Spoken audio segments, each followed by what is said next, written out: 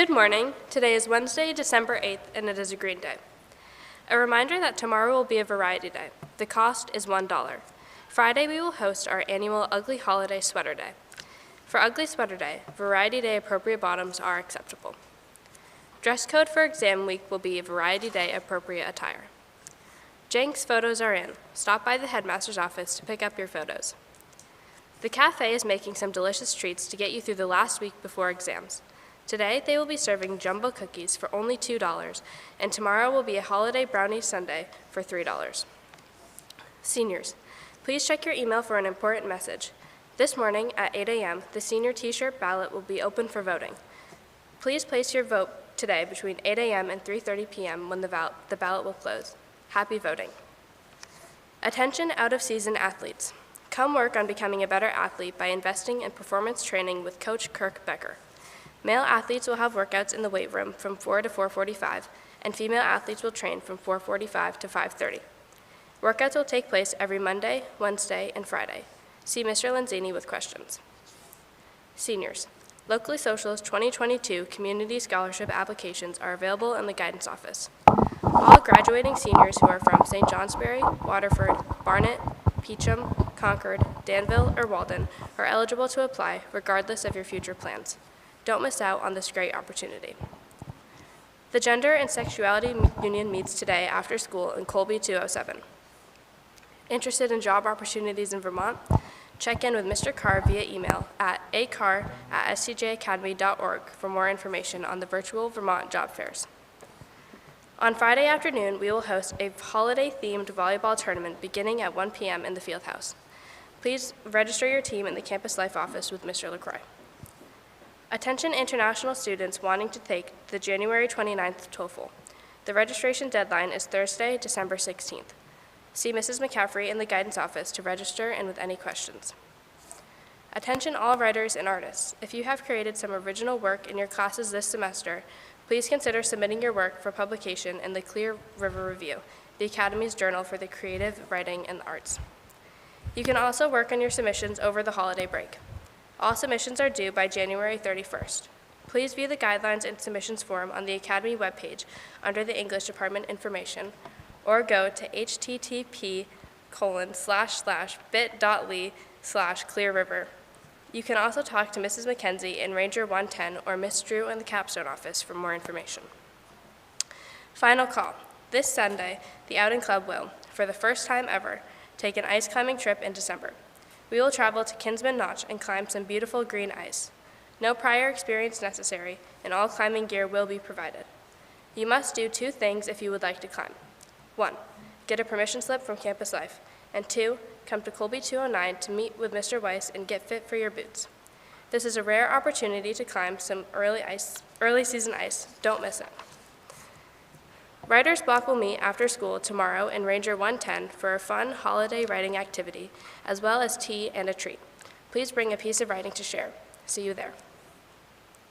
A reminder that the Outing Club will not meet this week. We will resume indoor climbing after the holiday break. Codecraft Club will meet today in the Makerspace at 3:45 for the last time this semester. Come design a custom ornament to be 3D printed, or a greeting card for the laser cutter, or just try experimenting with a 3D pen. See you there. Today, Salsa Steps will meet after conference period in Newell Hall 25. Please come enjoy new steps in our last class before break. Badminton meets today from 3:35 to 4:30 in the Fieldhouse. Happy birthday today to Brandon Cody. Happy birthday. Kingdom Blades has a scrimmage at Hartford at 4. Please dismiss the team at 1:30. JV varsity girls basketball scrimmage at Thetford at 5 and 6:30. Please release the teams at 2:45. Good luck and have a great day.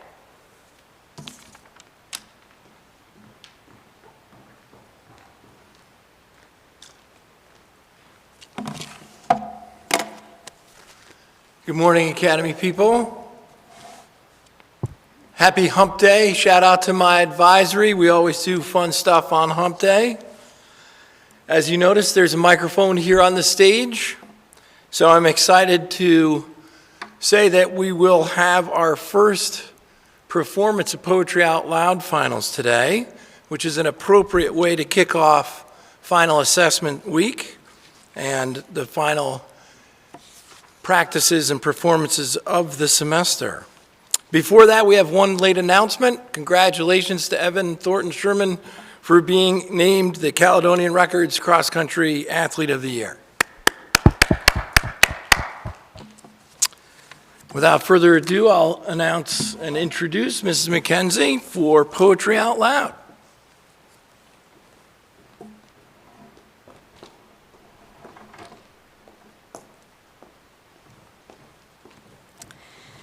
Good morning, everyone. It is my great pleasure to announce our 4 finalists for the Poetry Out Loud program. This is a national program, and the winners from our school, the one winner from our school, will go on to the state of Vermont competition in March, and then from there, the one winner from Vermont will go and compete against winners from other 50 states with a trip to Washington, D.C., and the national winner wins $20,000.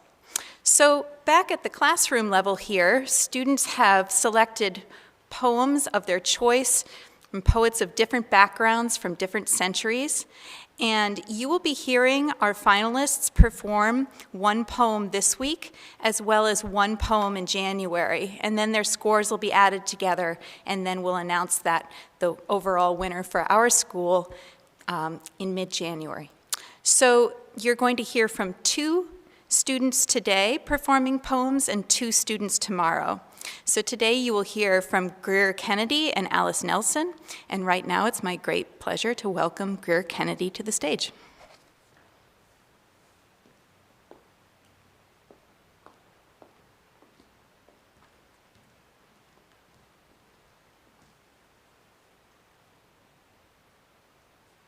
I Once Was a Child by Victoria Chang.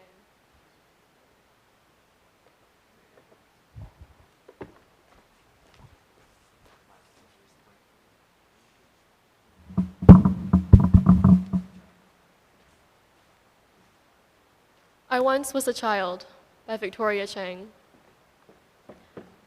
I once was a child, am a child, someone's child, not my mother's, not my father's.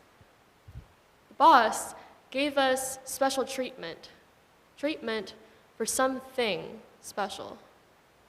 A lollipop or a sticker, glitter from the toy box. The better we did, the better the plastic prize made in China. One year, everyone got a spinning top. One year, everyone got a tap on their shoulders. One year, everyone was fired. Everyone fired but me. One year, we all lost our words. One year, my father lost his words to a stroke. A stroke of bad luck stuck his words. Used to be so worldly, his words fired him, let him go, without notice. Can they do that? Can she do that? Yes, she can. In this land, she can. Once, we sang songs around a piano. This land is your land. This land is my land. In this land, someone always owns the land. In this land, someone who owns the land owns the buildings on the land, owns the people in the buildings. Unless an earthquake sucks the land in like a long noodle. Thank you.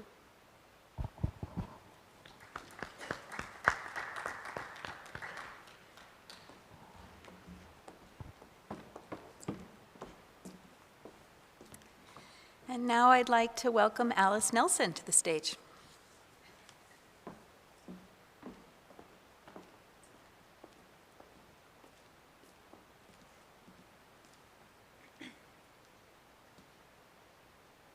The Ragged and the Beautiful by Sophia Sinclair.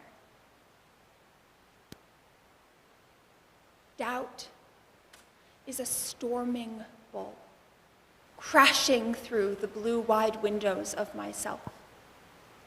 Here in the heart of my heart, where it never stops raining, I am an outsider, looking in. But in the garden of my good days, no body is wrong.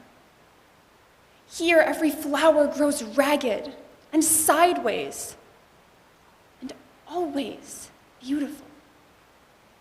We bloom with the outcasts, our soon-to-be sunlit, we dreamers. We are strange and unbelonging. Yes, we are just enough of ourselves to catch the wind in our feathers and fly so perfectly away. Thank you.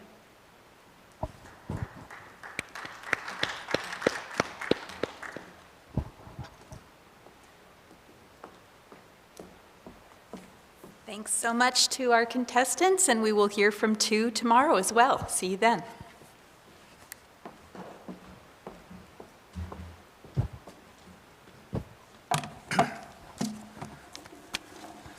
And now we have an important message from one of Mr. Lovett's public speaking students. Jasmine Mooney will speak of a talk entitled Better Safe Than Sorry. Jasmine.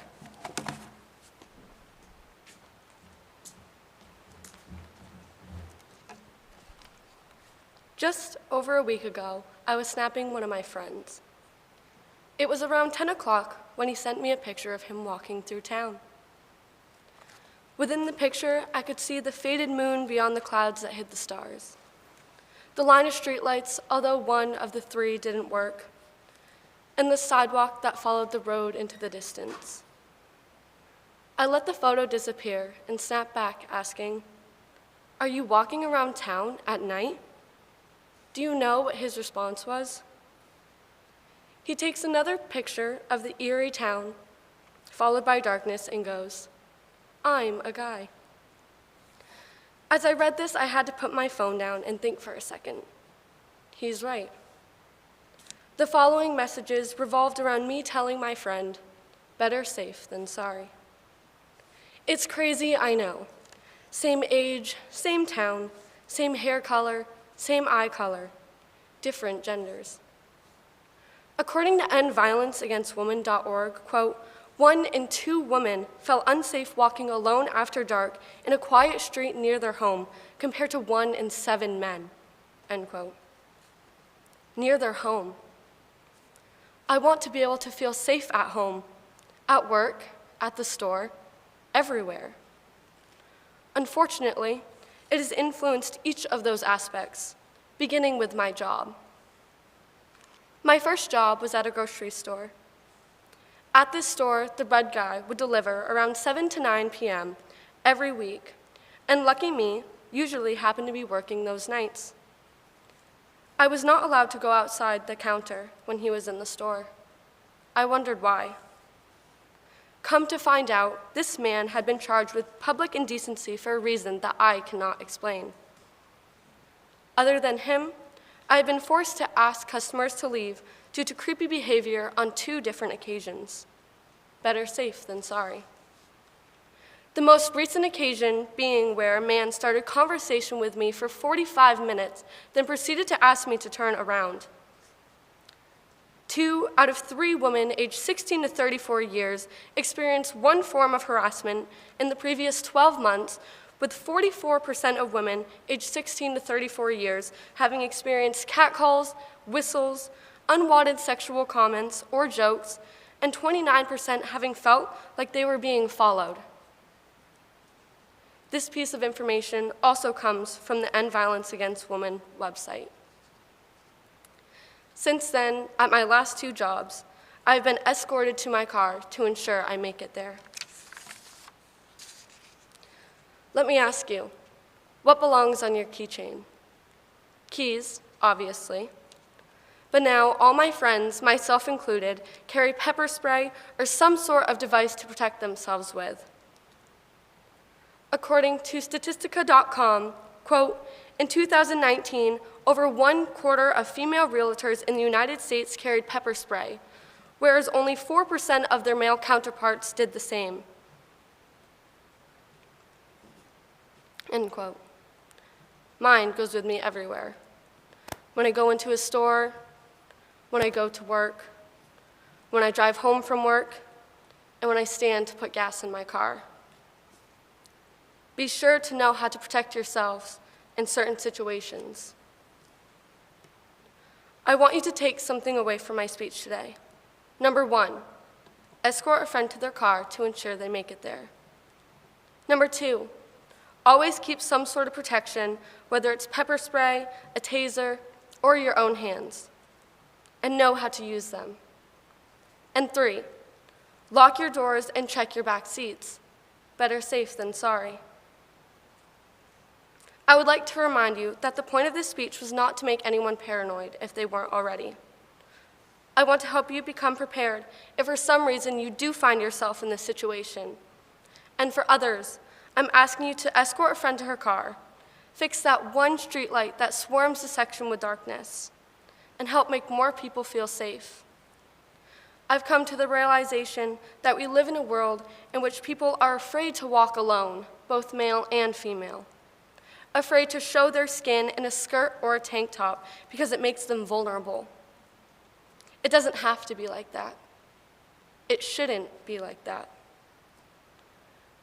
We should live in a world where your friends, wives, daughters, and granddaughters should feel safe. Only have keys on their keychains, be allowed outside their work counter, and feel safe walking near their home. Together, we can make that happen. Make the world a bit of a better place. But remember, better safe than sorry. Thank you.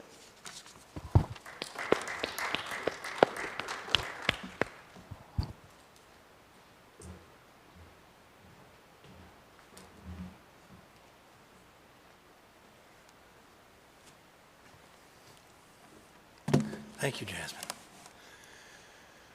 So we saw some intellectual risk taking place this morning, and I encourage all of you in these last 10 days of school to take some intellectual risks. You never know, you may learn something. Have a great day.